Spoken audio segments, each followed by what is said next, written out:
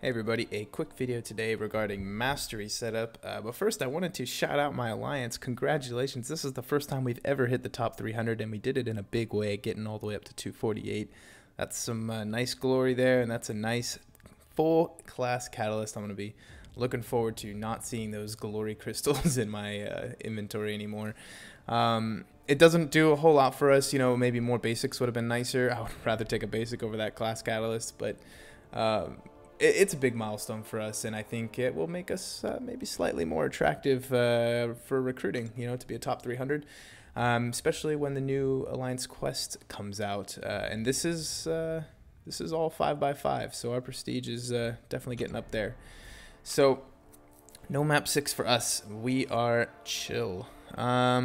Yeah, Masteries. Okay, so I have a new Mastery setup. You may have seen it in some videos if you were paying close attention, but you probably did not.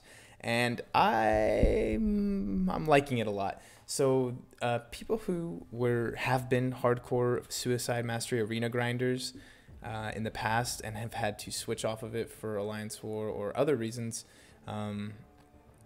will understand what I'm talking about when I say that getting through the Kang and Thanos teams and getting through the death matches in Arena is a lot easier with Suicide Masteries. People will use their specials more often because they are desperate or whatever. I don't know what the AI is thinking.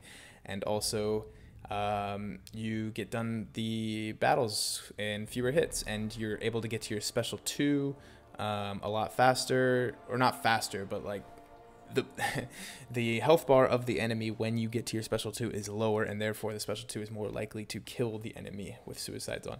Anyway, so it's a big part, and without suicides I've been losing the occasional match with a 5-star, and it's just been killing me to watch those get lost. And I've lost my streak a few times with getting on my way to Kang and Thanos teams, trying to make the most out of my low ranked 5-stars.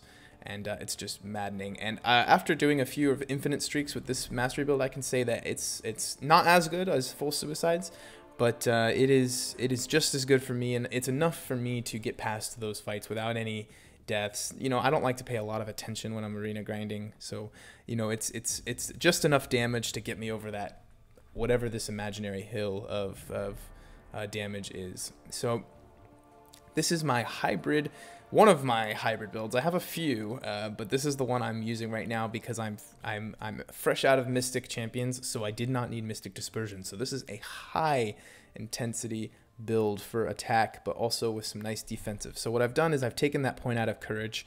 I don't plan on being below 50% too often. With the champions I'm focusing on are Stark Enhanced Spider-Man, Sentry, who likes to stay above 50% with his special 3, Blade, who regens past 50% up to 70%, Iceman, Vision, immune champions that I would have to do a lot of recoil damage to in order to get below 50%. So I think Courage is not the mastery for me this right now. I got the standard build here. I considered dropping one out of Precision, but I would need to put that into Courage, and I'll take the point in Precision, please, even over the PI boost that Courage gives. Those extra crits are nice. And anyway, so we get to the suicide tree, and I did play around with 3 out of 3 recoil.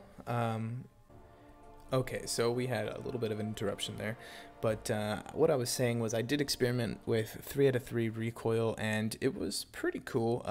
It looks like Kabam did say they fixed recoil, the description, so it had always been doing 60% extra damage. I don't really know. I gotta be honest, I didn't notice the damage as much as I thought I would, and I definitely noticed the 10% over the 5%. It was a huge jump, so I ended up taking those out. RIP carbonadium cores, but I had those sitting extra from old events, and I actually do think 3 out of 3 recoil is going to be super useful when it comes to Legends runs in the future. So there you go. One of the huge reasons I am avoiding Liquid Courage, that's the main part of this video. Why am I avoiding Liquid Courage?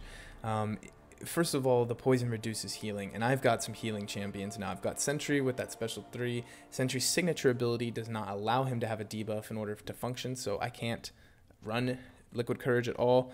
And I have champions like Phoenix, who relies on regen when she's going through her motions there. I have willpower, which is reduced by liquid courage, and any other region champions. So the dungeons require sustainability. So, you know, champions like Ghost Rider get poisoned. Oh, it really stinks.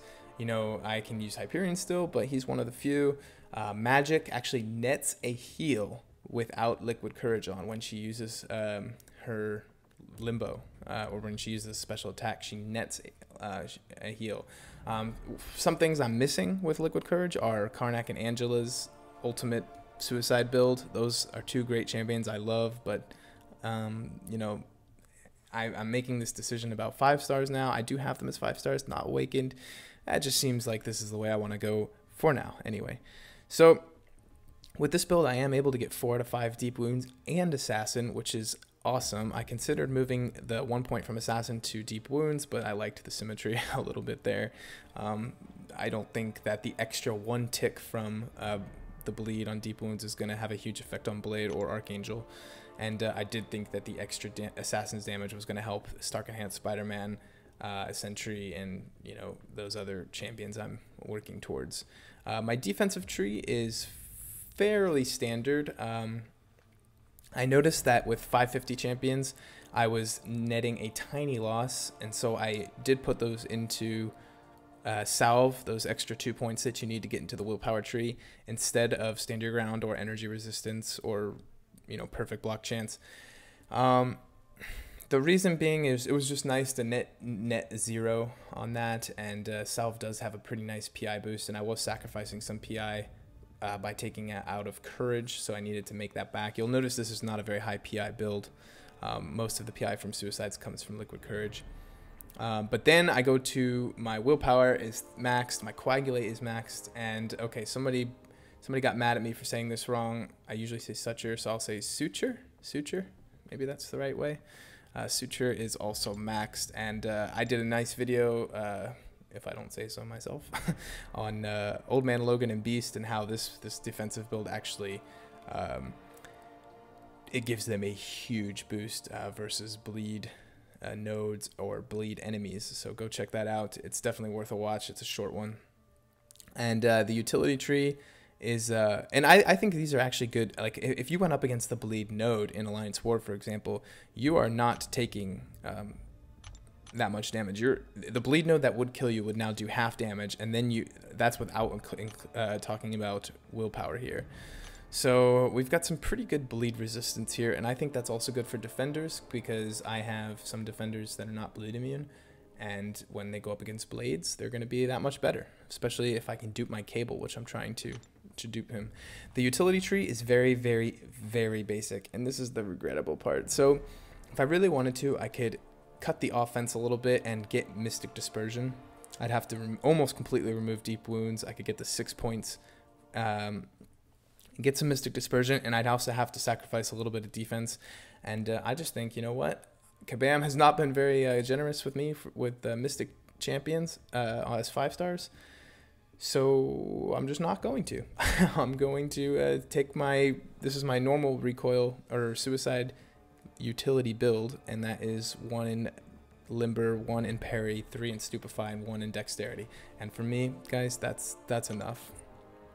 So overall, I'm really liking this build. The main goal was to get suicides back on for the arena, and I have noticed that the fights are shorter. They're not nearly as short as they would be with full suicides on, but they are shorter, and that time saved, you know, a few seconds every fight, that adds up. Because if you notice someone like me with just passing recently 100,000 PvP fights, those seconds add up. They add up a lot.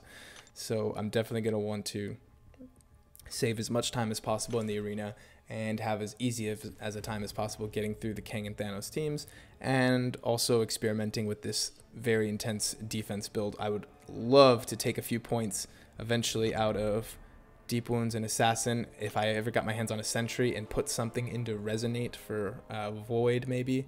I think I may have misspoke just there, but yeah, if I got a Void, I could take some points out of here potentially and move them over here. But, you know, right now I don't have a Void in.